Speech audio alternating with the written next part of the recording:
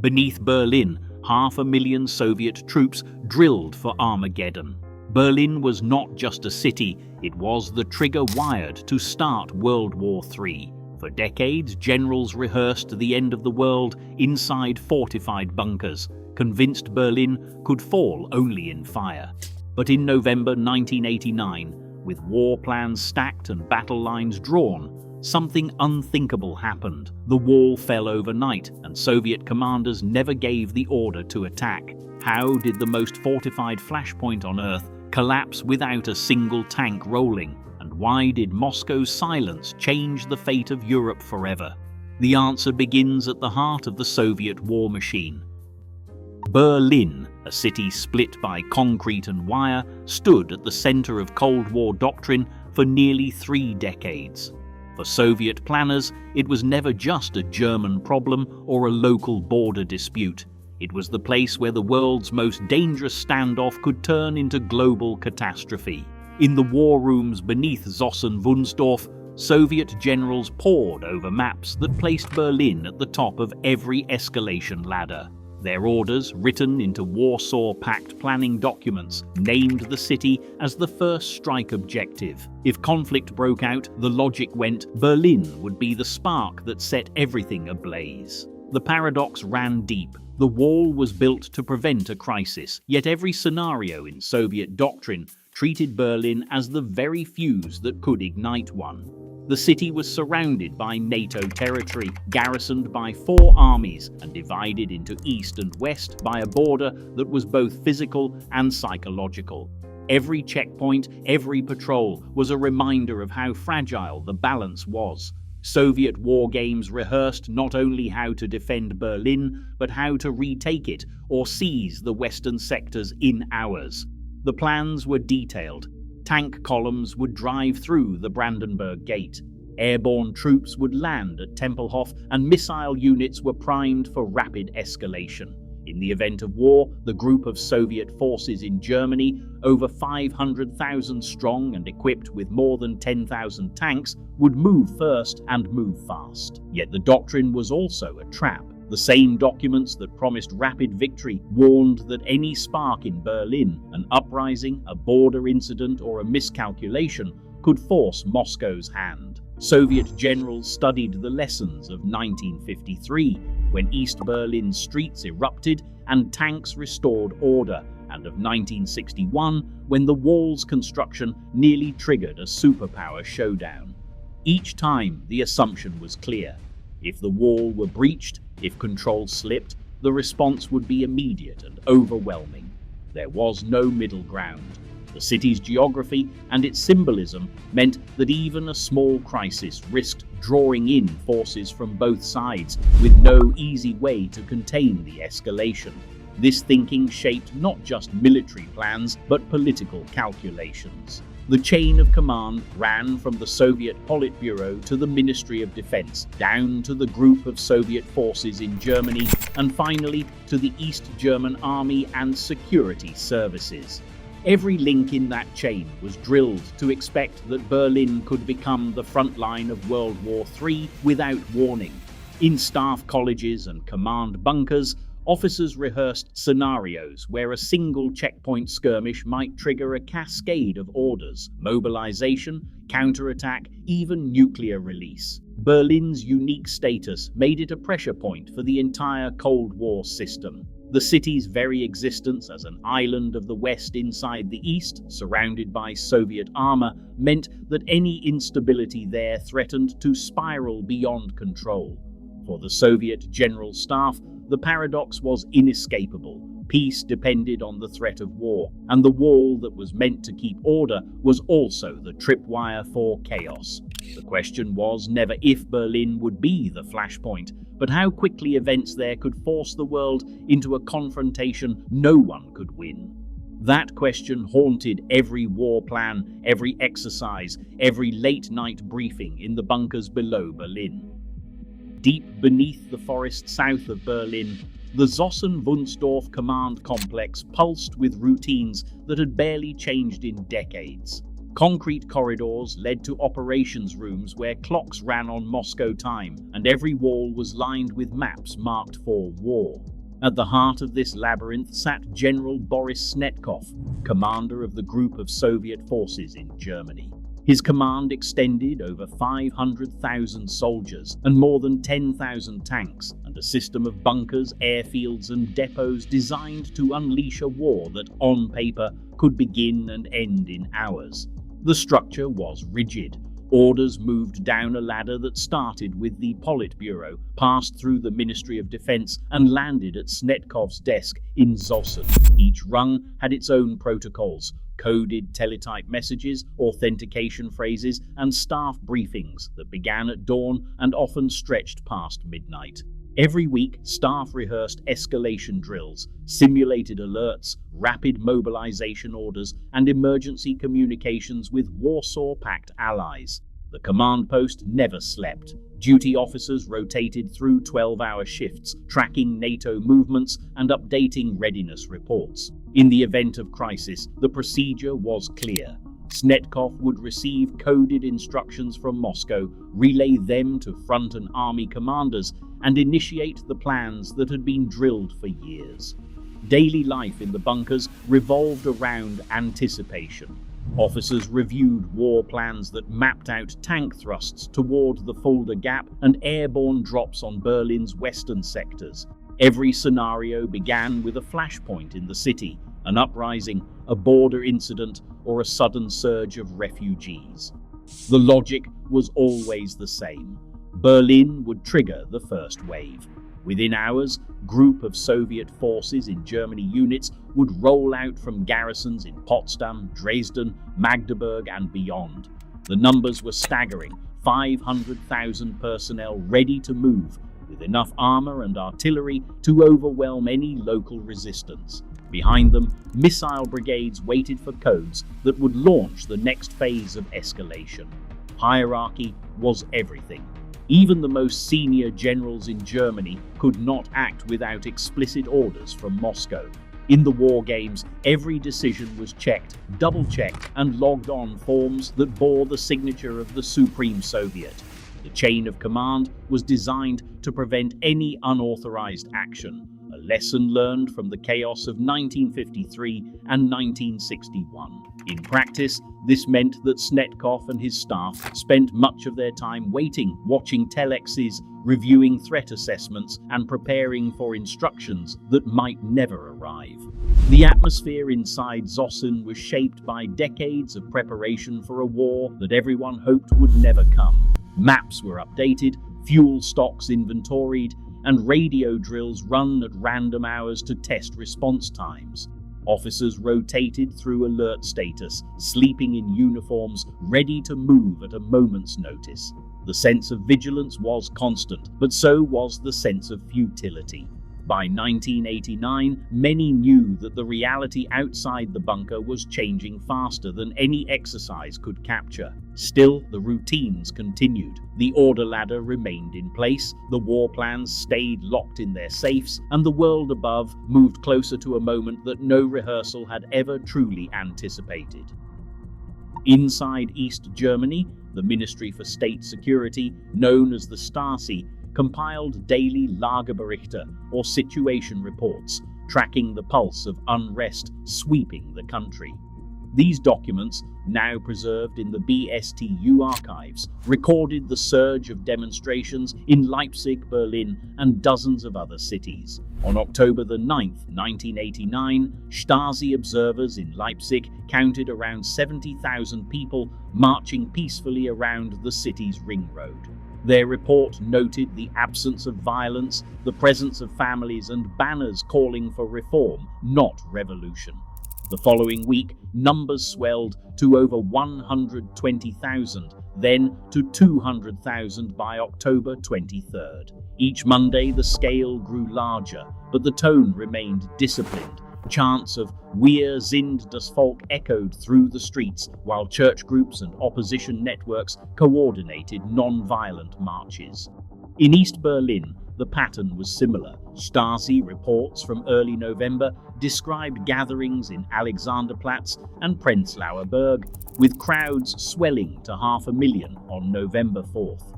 Internal memos noted the diversity of demonstrators, workers, artists, party members, and young families. Security deployments were massive, but the reports stressed that orders called for restraint. The Stasi's own assessment recognized that open confrontation risked uncontrollable escalation. Field agents logged the mood shift in their daily summaries.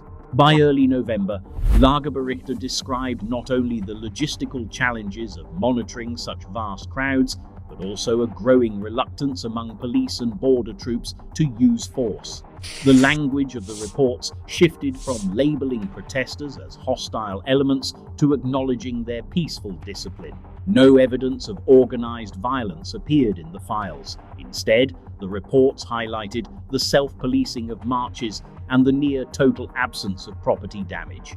These internal documents reveal the scale and character of the unrest, massive, peaceful, and impossible to contain by traditional means. The Stasi, once the regime's shield, found itself chronicling a movement that refused to be provoked. The reality on the ground, measured in crowd estimates and calm dispatches, stood in sharp contrast to the war plans gathering dust in Soviet command bunkers. Inside the Kremlin, the KGB's daily digests arrived on the desks of the Politburo with a new urgency. Vladimir Kryuchkov, the KGB chief, relayed cables from Berlin that described a situation spiraling beyond the reach of familiar doctrine. Reports mapped the scale of unrest, hundreds of thousands in the streets, marches coordinated by church groups and opposition forums, security forces holding back. The tone of these briefings shifted from routine surveillance to warnings of unpredictable consequences. By early November, the cables no longer portrayed the protests as isolated or manageable. Instead, they highlighted the disciplined, non-violent crowds and the absence of any armed underground. The KGB's Berlin Residentura stressed that the opposition was broad, organized, and determined, with slogans demanding reform rather than outright revolution. Kryuchkov's summaries for the Politburo grew more cautious. He outlined the risk of diplomatic disaster if Soviet troops intervened. The intelligence packets warned that any use of force would be broadcast live to the world, shattering Gorbachev's efforts to secure Western loans and arms control agreements. There was no clear rule of engagement for this kind of crisis, no pre-approved protocol for Soviet units to suppress peaceful crowds in a satellite capital. The KGB's analysis pointed to logistical obstacles as well. Moving 500,000 troops through Berlin's dense urban core would require time and coordination the regime no longer controlled. In internal memos, Kryuchkov noted the growing reluctance among East German border guards and police to open fire. The Politburo, reading these cables, found itself paralyzed, caught between the old logic of deterrence and the new reality unfolding in the streets. The warnings from the KGB made one thing clear: the cost of intervention now outweighed the cost of restraint. At 10:45 p.m. on November 9, 1989, Lieutenant Colonel Harold Jaeger stood inside the cramped checkpoint office at Bornholmer Strasse, surrounded by border guards, staring at a wall of radio equipment and a crowd outside that had swollen to nearly 20,000. For hours, Jaeger had tried to reach his superiors, radioing Colonel Rudi Ziegenhorn and others at the border command. The answers came back clipped, uncertain: hold the line, but do not fire. No one above him would give a direct order to open the barrier or to use force. The instructions were designed for a different crisis, one with clear enemies, not thousands of neighbors chanting for freedom. The checkpoint logbook that night recorded the mounting chaos in real time. By 9:20 p.m., the crowd pressed against the gates, waving passports and demanding passage. Guards reported their own ranks wavering, some openly questioning whether they would follow an order to shoot. Jaeger, a veteran of the border service, watched as the situation slipped further out of his control. He knew the old doctrine. If the wall was breached, the response should be immediate and overwhelming. But the phones kept ringing with nothing but silence or vague instructions. The Stasi officers present offered no guidance.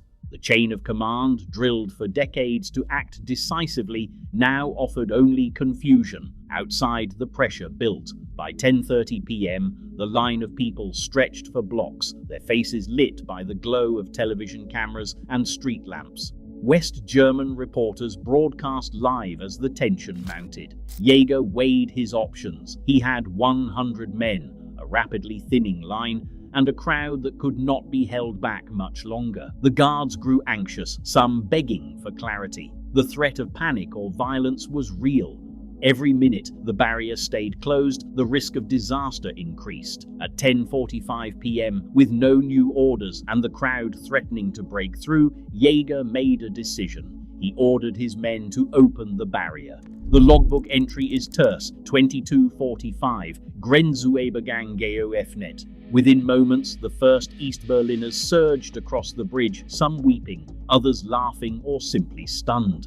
There was no gunfire, no sirens, just the sound of thousands running toward the city they had been forbidden to enter for nearly 3 decades. As word spread, other crossings followed. The city erupted in celebration. East Germans poured into the west, greeted by strangers offering flowers, chocolate, and champagne. The wall, once the most heavily guarded border in Europe, had become porous in a single night, not by force of arms, but by the collapse of the will to enforce it. Jaeger, standing by the open gate, later recalled, "I had 100 men against thousands. Better open than blood." The opening at Bornholmer Strasse triggered a chain reaction. Barriers across Berlin fell in quick succession. The doctrine that had defined the Cold War's front line was undone by a single decision, made in the absence of orders, under the weight of a crowd that refused to be turned away. The war plans, the rehearsed escalations, the logic of deterrence, all unraveled in the space of an hour as the city celebrated its first night of freedom. On the morning of November the 10th, Berliners returned to the wall not as supplicants, but as agents of their own fate. The night's confusion at the border crossings had given way to a sense of collective purpose. Crowds gathered at the wall's most iconic stretches: Brandenburg Gate, Potsdamer Platz, Bernauer Strasse. Some arrived with hammers and chisels, others with nothing but their bare hands. The border, once a symbol of violence and division, now became a meeting ground for families, friends and strangers who had been separated for nearly 30 years. The first blows fell hesitantly, then with growing confidence. Concrete dust filled the air as the Mauerspechte chipped away at the barrier. By midday, entire sections of the wall had been reduced to rubble. Chunks passed from hand to hand as souvenirs. East German border guards, who only hours before had been ordered to hold the line, now stood by in silence or joined in the work. Some offered directions to the best spots for chipping, others simply watched, their uniforms blending into the crowd. The movement that had begun in the churches of Leipzig reached its physical conclusion here. Pastor Christian Führer, whose St. Nicholas Church had sheltered the first Monday demonstrators, stood among the crowds in Berlin. He recognized faces from the marches, workers, students, pensioners, now wielding hammers instead of candles. In interviews preserved in the Leipzig church archives, Führer later recalled the sense of awe. "We prayed for change, and now we watch the wall come down, stone by stone, by the hands of ordinary people." The numbers were staggering. Over the next year, Berliners and their supporters would dismantle an estimated 1.7 million tons of concrete and steel. Teams of volunteers organized shifts, bringing tools and thermoses of coffee. City crews arrived with cranes and trucks, but the symbolic work belonged to the citizens. Each fragment removed felt like a personal victory over the machinery of repression. Graffiti artists painted messages of hope on the remaining slabs, and children played in the shadow of toppled watchtowers. Grassroots leaders who had coordinated the Monday demonstrations now helped channel the momentum into neighborhood assemblies and roundtable talks. Their methods, non-violence, consensus, and mutual aid, became the blueprint for managing the city's transformation. In Leipzig and Berlin, church basements filled with volunteers sorting petitions, distributing food, and planning the next steps. The same discipline that had kept the marches peaceful now guided the demolition crews. Arguments were settled with votes, not fists. The old logic of force had been replaced by a new social contract, forged in the open air. By the end of November, the wall was no longer a barrier, but a construction site, a place where East and West mingled freely. The border that had once divided armies now united a city. For the Soviet generals who had rehearsed for war, the outcome was unthinkable. The front line had dissolved, not by tanks or treaties, but by people armed with nothing more than persistence and hope. The wall's collapse was not just a political event, it was a physical act, carried out by thousands whose names would never appear in the archives, but whose hands shaped the future of Europe. Today, borders shift and alliances fracture without warning, rarely from tanks, often from voices. The Cold War's greatest fortress fell not to missiles, but to a crowd demanding change. As new walls rise worldwide, history reminds us entrenched power can vanish overnight when people refuse to accept its limits. The next turning point may come just as quietly and just as fast. What would you do if the world changed tomorrow?